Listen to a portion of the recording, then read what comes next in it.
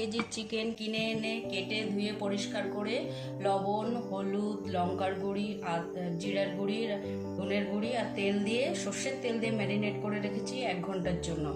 এই চিকেনটা রান্না করার জন্য প্রথমত লাগবে হচ্ছে ফোড়নের জন্য জিরা, তেজপাতা, শুকনো লঙ্কা, এলাচ, রসুন। আচ্ছা, তারপরে লাগছে হচ্ছে টমেটো কুচি, পেঁয়াজ কুচি, আলু, এখানে রয়েছে আদা বাটা,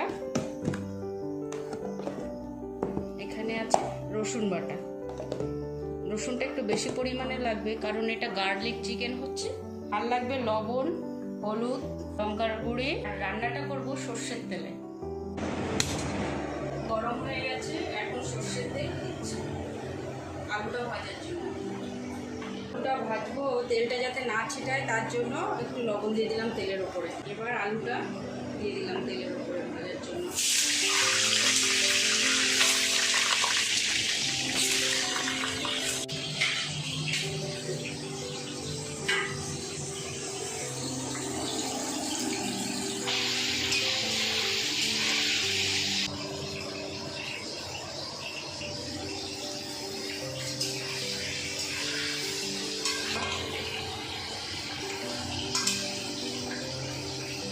এবার আলু ভাজাগুলো আস্তে আস্তে এক এক করে তুলে নিলাম।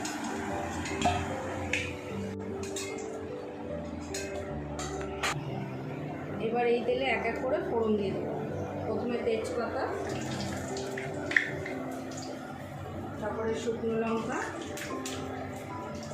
তারপরে 4টে এলাচ ফাটিয়ে নিয়ে এরপরে জিরে। একটু ভাজা ভাজা হলে পেঁয়াজটা ঢেলে দেবো।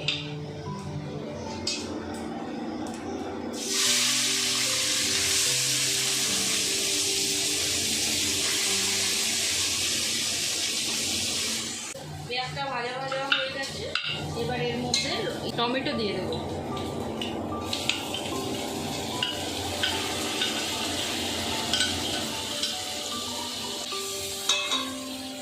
পেঁয়াজটা টমেটোটা গলার জন্য একটু লবণ দিয়ে দেবো।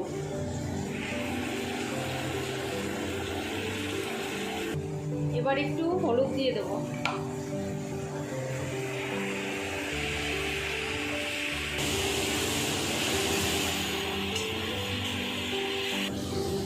এবার আদা বাটা আর রসুন বাটা দিয়ে দেবো। এটা আদা বাটা দিলাম 1 চামচ, 2 চামচ। বাটা একটু বেশি পরিমাণে লাগবে, 1 চামচ, 2 চামচ, 3 চামচ। এবার একটু নেড়ে দেবো।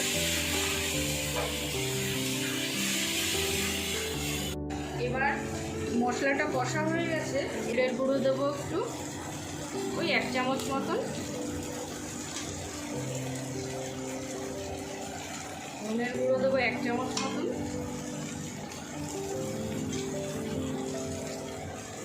আর দেবো লঙ্কার গুঁড়ো। আমরা একটু ঝাল বেশি খাই, সেই জন্য একটু লঙ্কার গুঁড়োটাও বেশি দিলাম। আমি না বলতে ভুলে গেছি, ওই মিক্সির জারটা ধুয়ে যে একটু জল দিয়ে দিলাম।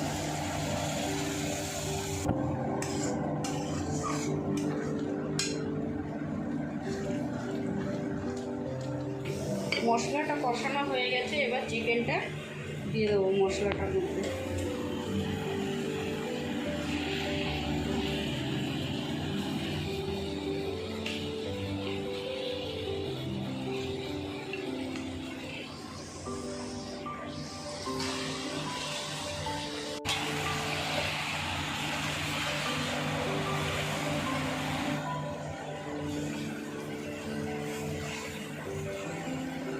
চিকেনটা একটু নেড়ে দিয়ে ঢেকে দিলাম 5 মিনিটের জন্য।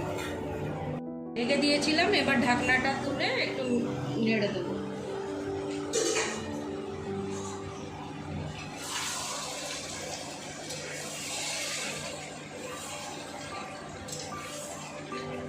এবার আলুগুলো মাংসের মধ্যে দিয়ে দিলাম। আর রসুন বাটা দিয়ে দেবো।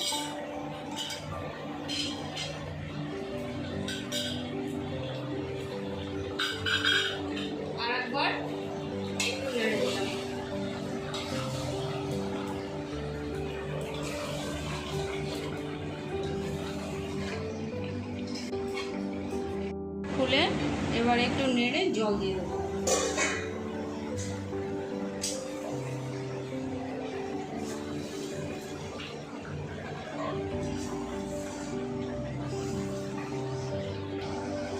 জল দিয়ে দিলাম।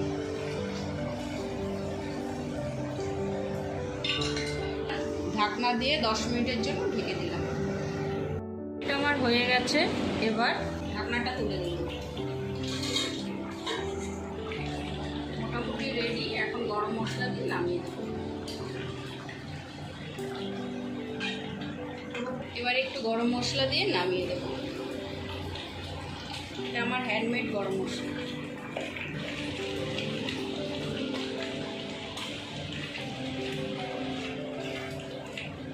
এবার গ্যাসটা অফ করে দিলাম।